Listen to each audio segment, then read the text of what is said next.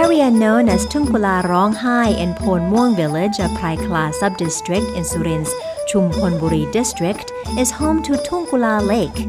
This water catchment area is about 240,000 square meters. Thuggula Lake was a large water catchment area dredged up by the Royal Irrigation Department under the Monkey Cheek or Water Retention Project to ensure adequate water for agriculture and water retention in the dry season. The lake's surroundings and ambiance are what make it resemble a small sea.